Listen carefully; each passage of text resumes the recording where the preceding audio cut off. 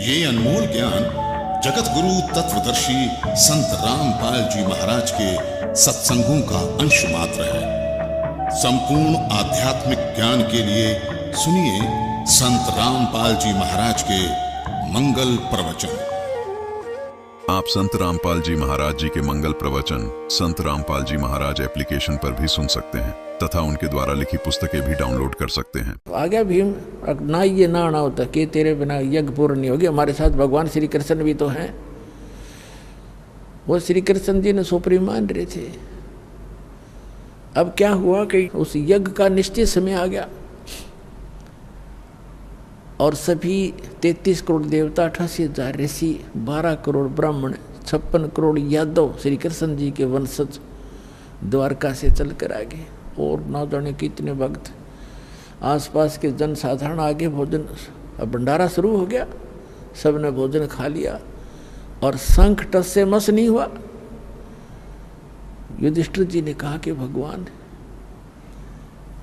अब क्या रहा, होगी हमारी यज्ञ पूर्ण के नहीं? यह शंख तो बजा ही नहीं, शंख के बजे बिना यज्ञ संपूर्ण नहीं हो सकती। तब उसने कहा कि भगवान आपने भी भोजन खा लिया और ये 33 करोड़ देवता, 88,000 ऋषि, 12 करोड़ ब्राह्मण, चारों वेदों के कंठस्थ याद करने वाले, इन्होंने भोजन खा लिया और फिर भी शंख नहीं बजा। भगवान हमारे पाप ज़्यादा हैं, किसी का दोष नहीं, हमने बहुत जुल्म कर रखा है, सचमुच ये शीघ्र से खत्म होने वाले नहीं हैं। तो उधर से क्या हुआ,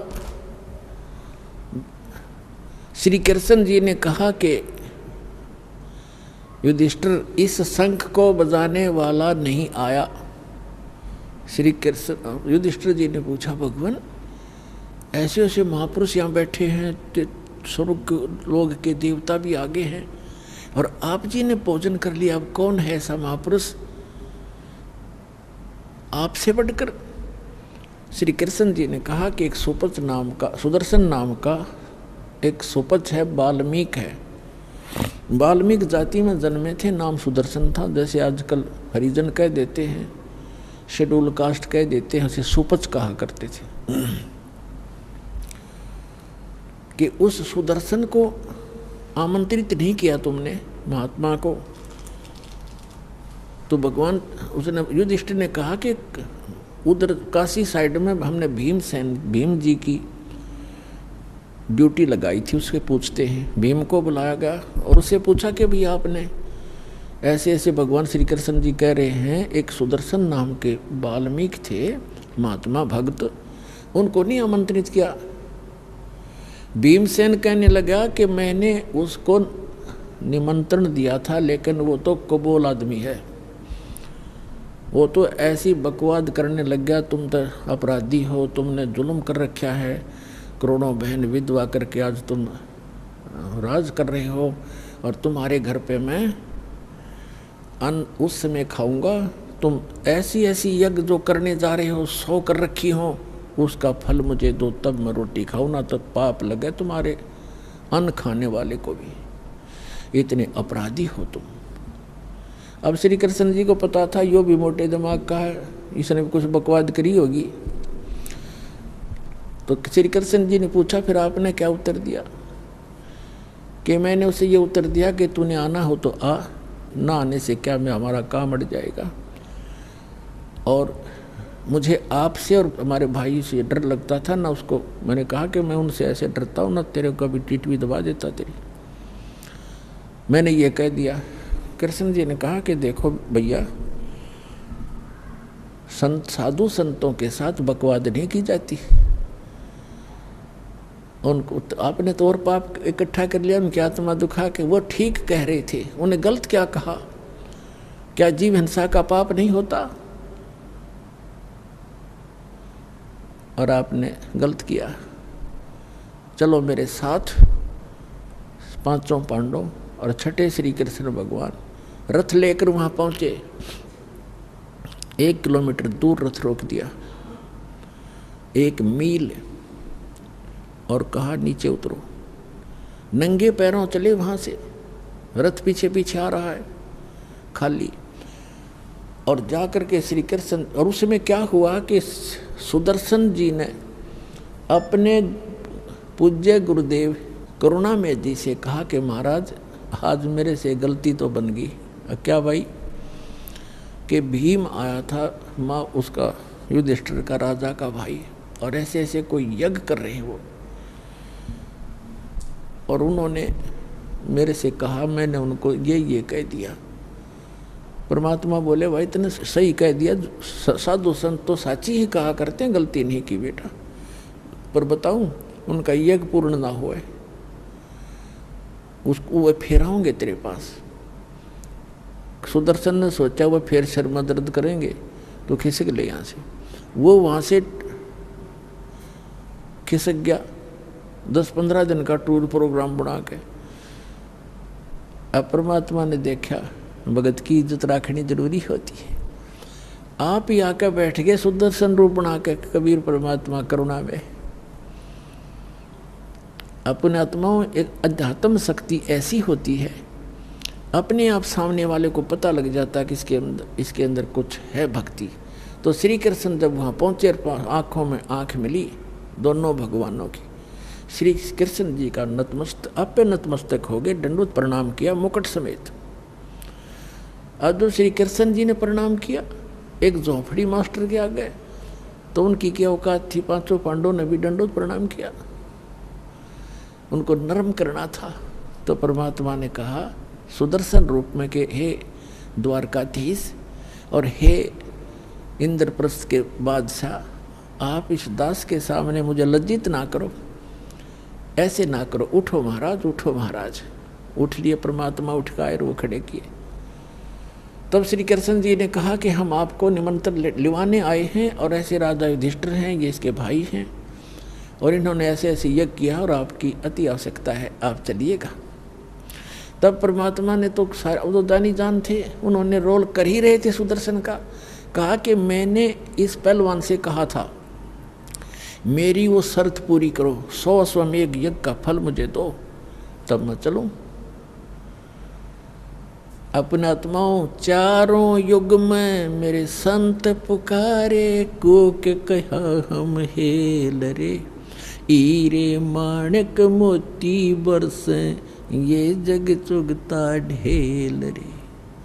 सतयुग में सत सुकृत कह टेरा, त्रेता नाम मुनिंदर मेरा, द्वापर में करुणा में कहाया, कलयुग नाम कबीर धराया। तो परमात्मा ने चारों युगों में ये वाणी बोली है जो भगवान लीला किया करता है, वेदों में भी प्रमाण है। तो श्री कृष्ण जी ने कहा कि परमात्मा आपकी वाणी है, संत मिलन को चालियो, तजमाया अभिमान, और जो जो कदम आगे रखे, ओ हे यज्ञ समान। आपकी वाणी है दाता कि संत को मिलने के लिए जब चलो तो अपने अभिमान को घर रखावे। कोई पोस्ट का अभिमान, किसी को अब कोई धन का अभिमान, जाति का अभिमान, ये यहाँ नहीं चलेगा। अगर आप संत के दरबार में आ रहे हो, ऐसे जाना चाहिए जैसे चाहे प्रधानमंत्री का भी पुत्र विद्यार्थी है, और जब वो विद्यालय में जाता है वो एक विद्यार्थी की तरह ही बैठता है। ऐसे ही सब बच्चों के साथ मिलकर रहता है, और अध्यापक आते हैं, खड़ा होता है, उनको प्रणाम करता है। अध्यापक उनको खुरकाते धुरकाते भी हैं जो ठीक से पढ़ाई नहीं करता।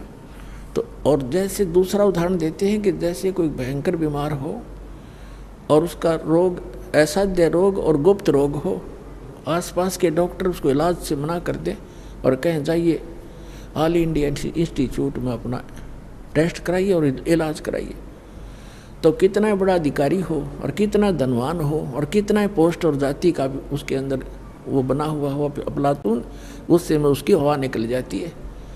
जहाँ डॉक्टर कहता है यहाँ खड़ा होइए, वहीं खड़ा हो जाता है। कहता है लेट जाइए, लेट जाता है। कपड़े निकाल दिए, तुरंत निकाल देता है। ये टेस्ट करा के लाइए, वो तुरंत जाके खड़ा हो जाता है। उससे में उसको अपनी जान दिखाई देती है, वो पद नहीं। तो पुण्यात्माओं, जब आप सत्संग के अंदर आओ, सतलोक आश्रम बरवाला में, ऐसे आना चाहिए जैसे एक बालक आया करते हैं, एक रोगी आता है। यहाँ पद और पोस्ट और धन का जो है किसी प्रकार का भी अहम आपका विद्वान नहीं होना चाहिए। सेवादार कहते हैं यहाँ उठ भाई, यहाँ बैठ जा, अच्छा भाई यहाँ बैठ जाऊँगा। अब ये सब आपके हित के लिए ही करते हैं। कभी कहते हैं यहाँ नहीं भाई वहाँ बैठ जा, अच्छा भाई वहाँ बैठ जाऊँगा। आप यहाँ खा लो बैठ कर, अच्छा भाई यहाँ खा लेता हूँ। तो ऐसे विमान होना चाहिए। एक गुर्रा हुआ क्यों, अब यहाँ से उठा, अब यहाँ बैठा रहा है, क्या तो हुआ। तो इस तरह की बातें भगत नहीं करा करते। ठीक है, नए नए आते हैं, कोई बोल भी देता तो उसके लिए हिदायत दी जाती है। कहते हैं संत मिलन को चालियो तजमाया अभिमान, और जो जो कदम आगे रखे ओ है यज्ञ समान। कोई भी जहाँ से आप चल कर आए हो और वहाँ से यहाँ तक जितने भी आपके कदम बनते हैं, चाहे आप गाड़ी में आए हो और चाहे मोटर में आए हो, चाहे बस में आए हो या अपने व्हीकल में आए हो, वहाँ से यहाँ तक जितने भी कदम आपके बनते हैं, ये काउंटिंग भगवान के दरबार में। कहते उतना ही आपको यज्ञों का पुण्य मिल रहा है। एक यज्ञ करने में कितना लगता है, पैसा भी कितना समय लगता है। और तो इस प्रकार आपको यहाँ बुलाकर धनी बनाया जाता है। तब परमात्मा श्री कृष्ण जी ने कहा कि हे भगवान, आप तो अंतर्यामी हो महात्मा जी, और आप देख सकते हो पांचों पांडव आज क्या हालत है, इनकी कैसी बेइज्जती हो रही है। करोड़ों आदमी जी वगैरह इनका जो के त्यों खड़े हैं, इनके सिर पर पाड़ने का करोड़ों रुपये लग गए हैं और पैसे लग गए हैं, और आप आज इनके अंदर झांक के देखो ये कैसे बेनम्र होए खड़े हैं, बेगी बिल्ली। और पर ऐसे करो भगवान, हमारी जितनी भी यज्ञ यहाँ से वहाँ से चलकर आपके तक आने में बनी है कदमों की, आप 100 रख लो और बाकी हमारी झोली में डाल दो, हमारा उद्धार हो। कहते साधु भूखा भाव का, धन का भूखा ना। अर्जय कोई धन का भूखा हो, संत नहीं, वो साधु भी ना। तो परमात्मा तो उनकी आस्था देखना चाहते थे। तब परमात्मा ने कहा कि भीमसेन अखान जी, जब तो कति न्यू सीधा खड़ा न्यू होकर के हाथ जोड़ के कि मेरी ये सुमरणी उतार। माला थी, माला दो मनक्या वाली आप मंत्र करते हैं, कुट्टी का टांग रखी थी। अब पहलवान उठा और लग गया माला उतारन, उतरी नहीं, पसीना आ गया, नु खूब हंगा ले रहा। परमात्मा बोले रहा पहलवान तो डींग मारे था कि एक के मारू था 4 मरे थे, अरे ये माला ना उतरती तेरे पे। अपने आत्मा परमात्मा ये दिखाना चाहते थे इनका दिल डट जा। कोई है वस्तु, कोई है संत, वहीं उनका जो दिल भी डट गया, वह ताकत न्यारी है। परमात्मा ने कहा कि आजा खड़ा हो जाए इधर, और ऐसे हाथ किया था, अपने आप माला उतर कर मालिक के हाथ में आ गई बैठे बैठे के। और फिर परमात्मा बोले भाई, मर्द गर्द में मिल गए वो रावण से रणधीर, कंस के सी चाणोर से वो हिरना कुश बलबीर। तेरी क्या बुनियाद है तू जीव जन्म धर लेत, गरीब दास हरि नाम बिना तुम्हारा खाली रह जा खेत। कहते इस ताकत की यहाँ नहीं चलती, यहाँ तो राम नाम का धन होना चाहिए, ये शक्ति के संग्रह होनी चाहिए, तो आपका आगे भविष्य सुधरेगा। और जब पहली बार भीम गया था तब उसने, चलिए लंबी कथा बन जाएगी, हम इसको यहीं छोड़ते हैं। तो परमात्मा ने कहा कि चलो, परमात्मा बैठाए रथ में, श्री कृष्ण रथवान बने और पांचों पांडव छठे और परमात्मा बैठा कर लाए। अब वाल्मीकि जाति के व्यक्ति कैसे रहते थे, आदिवासी की तरह, कपड़े मैले कुचेले से, दाढ़ी बड़ी हुई, सिर की छोटे छोटे बाल पड़े और जूते टूटे हुए, धूल लगी हुई पैरों में, धोती सी बांध रखी, लपेट रखी, और यज्ञ के अंदर बैठे हुए मंडलेश्वर ऋषि, 9 मोटे मोटे पेटाले और गल में जनेऊर तिलक लगा रहा खेर, नो आसन न्यारे न्यारे ला रहा खेर, जच के बैठे सारे 33 करोड़ देवता, 88,000 ऋषि, 12 करोड़ ब्राह्मण, 4 तिलक लगा के। और उस सभा के अंदर जब कबीर साहब प्रवेश हुए तो सभी देख रहे हैं कि ये किस, और वो क्या कह रहे हैं आपस में कि इनके पाप ही इतने हैं, अब शंख कैसे बजे, इन घोर पाप कर रखे। अरे जब इन पाप कर रखे हैं उसके समाधान के लिए तो संत साधु बुलाए जाते हैं। तुम्हारा टिंडे लेना आए थे जब हम कुछ तुम्हारे पास कुछ है ही नहीं था। तो उसको कहते हैं जब परमात्मा प्रवेश हुए कबीर सुदर्शन रूप में और मुँह पर परने करके ये ले यूँ करेगा इनका यज्ञ पूर्ण यूँ करें एक दूसरे ने। अब परमात्मा श्री कृष्ण जी ने कहा द्रौपदी बढ़िया भोजन बना दे, ये महापुरुष खाना खाओगा और प्रसन्न हो गया ना खाना खाने से तो तुम्हारा शंख बजेगा। अब द्रौपदी ने तो नौकरों का भी सहयोग नहीं लिया, अपने हाथ से रोटी बनाई क्योंकि फंस रहे हो तक कति बुरा हाल हो रहा, इतना दंडा लिया और बात न्यो की न्यो। अपने हाथों खाना बनाया, कचौड़ी पकौड़ी दही बड़े जलेबी हलवा पूरी खीर सारा कुछ बना के न्यारी न्यारी कटोरिया और थाली में सजा के रख दी। परमात्मा सुदर्शन जी ये सुदर्शन रूप में बैठे थे तो मालिक ही। अब द्रौपदी ने न्यू सोचा था कि ऐसा बढ़िया भोजन बना दिया, यो घास फूस खाने वाला व्यक्ति जंगल में रहता है, आज खा के भोजन ने न्यारे न्यारे पकवान उंगली चाटता रह जाएगा, 100 जगह गुण गाओगा मेरे। अब भोजन खिला द्रौपदी ने। और प्रत्येक बहन का ये एक कुदरती स्वभाव होता है, कोई अतिथि आ जाता है उसके लिए विशेष भोजन बनाने में विशेष ध्यान रखती है कि कहीं ये बाहर जा कर के और मेरी बदनामी ना कर दे कि उसमें नमक ठीक नहीं था, मिर्च गड़ी थी या ठीक अच्छा नहीं लगा भोजन। इसलिए वो हर संभव कोशिश करती है कि खाने वाला मेरी प्रशंसा करे। द्रौपदी ने इसी उद्देश्य से भोजन रखा और परमात्मा ने वो तो लीला करते हैं, उन्होंने क्या किया कि ये मन आज तक नारे नारे स्वाद कर लेगा और कल हमने तो फिर घास फूस खाना, ये तो फिर बिगड़ गया। उन्होंने क्या किया, अब सुदर्शन जो था वो 5 ग्रास खाता था, उसने अपना नियम बना रखा था कि एक जब भी खाना खाऊंगा जैसे 1 फिर 2 3 4 5 ग्रास खा के बंद कर देता था। इतना अब अल्पाहार था, उसका संयम रखता था। तो परमात्मा ने ये भी दिखाना था कि मैं सुदर्शन ही हूँ, सुदर्शन का रोल कर रहे थे। रोल भी वही होता है अच्छा, वो जो कोई किसी का रोल करता है सही करे वही तो अच्छा लगता है। तो परमात्मा ने वो सारी कटोरियों में से थोड़ा थोड़ा भोजन ठाठा के, खीर भी हलवा भी पूरी भी तोड़ दी छोटी सी, और कचौड़ी भी पकौड़ी भी दही भी उसका भाई मिला ली और लगे न्यू करने।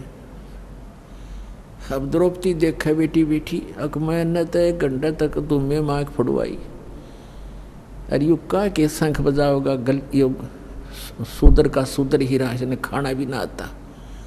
ये मन बड़ा बदमाश है, 1 मिनट में पता नहीं क्या सोच जा और कर्म बिगड़वा दिए। परमात्मा जानेंगे क्योंकि वो अंतर्यामी थे। द्रौपदी तक घनी न सोच रही है कि ये हमारा जैसा आहार और भोजन इनको कितना ना मिलता ठीक से। अब परमात्मा ने एक बार खाया, शंख बोला, वहाँ रखा, दूसरी बार खाया, फिर बोला, 5 बार में जितना थाली में डाला था खा लिया और 5 ही बार वो शंख बज के बंद हो गया। युधिष्ठिर बड़ा खुश हुआ कि हे भगवान बड़ी दया हुई आपकी, ऐसा महापुरुष आ गया और हमारा काम बन गया। तो श्री कृष्ण जी ने कहा काम को नहीं बना अभी, यो शंख तो कंटिन्यू बजना चाहिए था, बहुत देर तक बजेगा, ये तो 5 बार बजा है, इससे बात नहीं बनी। तो श्री युधिष्ठिर ने कहा कि अब किसको बुलाओगे भगवान, हकीब और कोई बुलाना बाकी नहीं रह रहा।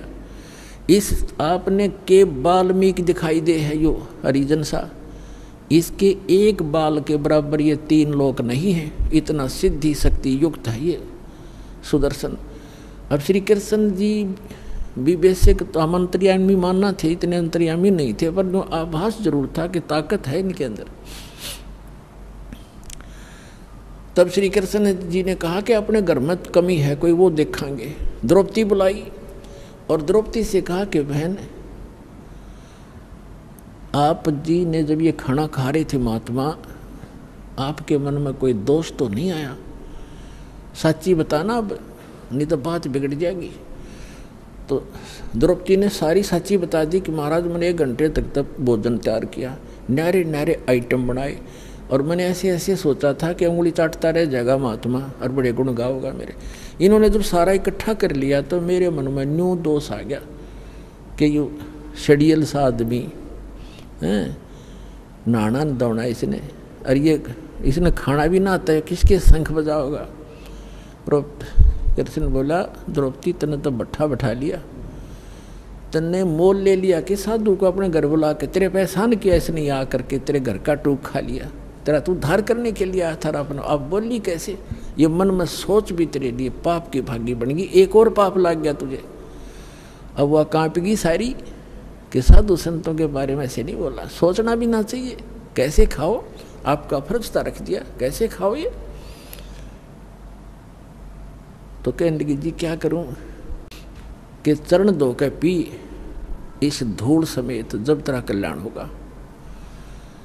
अब द्रौपदी ने कहते मरता क्या नहीं करता, लाई प्रात उठा के 1 लोटे में जल भर के, और भगवान बैठे थे करुणा में सुदर्शन रूप में, उनके चरण धोए और वापस लोटे में गाल गए, गिलास में आधा पी लिया ना। जब श्री कृष्ण करने लगे बहन मुझे भी दे दिया था, इसे महापुरुष का चरणामृत कुछ युगां पर्यंत प्राप्त होता है। आधा श्री कृष्ण जी ने पिया।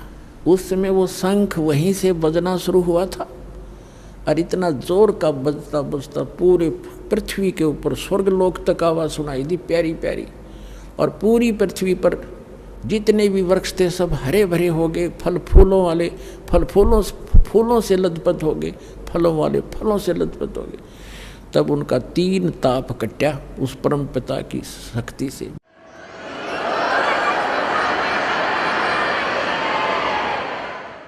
तुम कौन राम का जपते जापम, तात कटे नातेनु तापम, समर्थ का सरनाग हो रंग होरी हो, कभू न हो एकाज राम रंग होरी हो।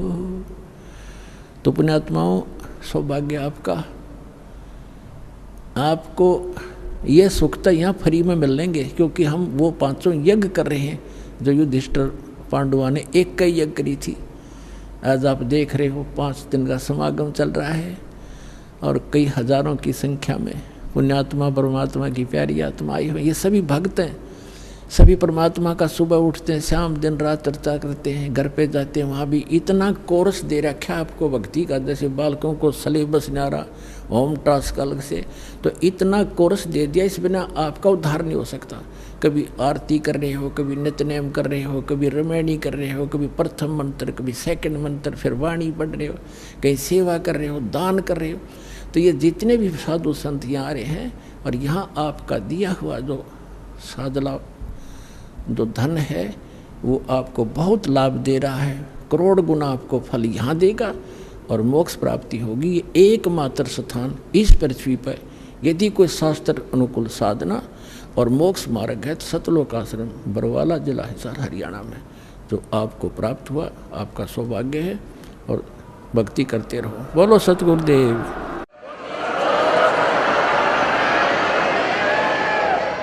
आप सुन रहे थे जगत गुरु तत्वदर्शी संत रामपाल जी महाराज जी के मंगल प्रवचन। अधिक जानकारी के लिए विजिट कीजिए हमारी वेबसाइट www.jagatgururampalji.org। संत रामपाल जी महाराज जी के शुभ आशीर्वाद से पूरे विश्व भर में 500 से भी ज्यादा नाम दीक्षा केंद्र हैं, जिन पर संत रामपाल जी महाराज जी द्वारा ऑनलाइन निःशुल्क नाम दीक्षा दी जा रही है। अपने नजदीकी नाम दीक्षा केंद्र का पता करने के लिए संपर्क करें 8222880541।